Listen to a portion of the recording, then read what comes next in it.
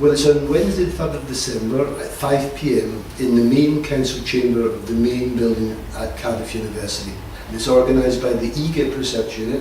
The discussant will be Kenneth Dyson, who's a world-renowned expert on European economic integration.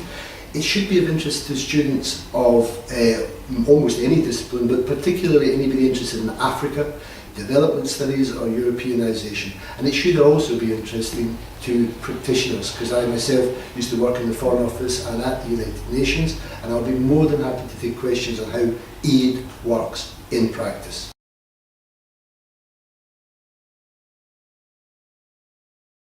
Well, Europeanisation is a very complicated issue. There are lots of definitions. One of them is the concept of downloading, where the European Union has a transformative impact on domestic politics. Another is uploading, where member states try to influence the European Commission or the EU in order to reduce their own transaction costs of change. There's also cross-loading, where member states try and persuade each other. And there's the notion of de-Europeanisation, whereby Europeanisation effectively is going in the other direction towards renationalisation. My argument is that these different terms are all very interesting, but Europeanisation is actually a lot more complex. It's very multi-directional, and that's why I bring in the notion of regime complexity, which I'll talk about later.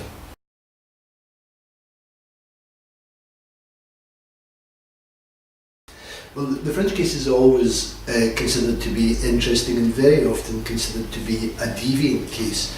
If you want to think about deviant cases in terms of the recent Ebola crisis, now I understand that obviously this is a terrible tragedy, but 2 people seem to have recovered from Ebola without medication. Now, as such, those 2 people are deviant cases. They will be studied more closely by doctors to see how it is that they managed to survive.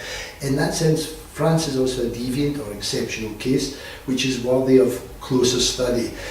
Why is it a hard case? It's a hard case because France set up the whole of the European aid architecture. France appointed all the development commissioners until 1984. France is one of the top 2 donors, and as such, France is one of these classic uploaders that doesn't necessarily respond to European pressures.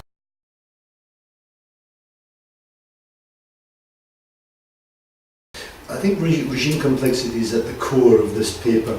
In the past, up till about the mid-1990s, there was a notion of a traditional aid regime where Western donors would all conform to certain norms.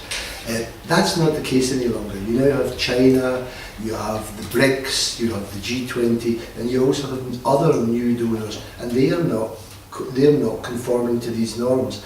So the game and the rules of the game have changed. Now that offers opportunity for Europeanisation to take place, but it also offers opportunities for powers such as France to avoid Europeanisation. And if you want to know more about how they do so, then you'll just have to come along to the talk.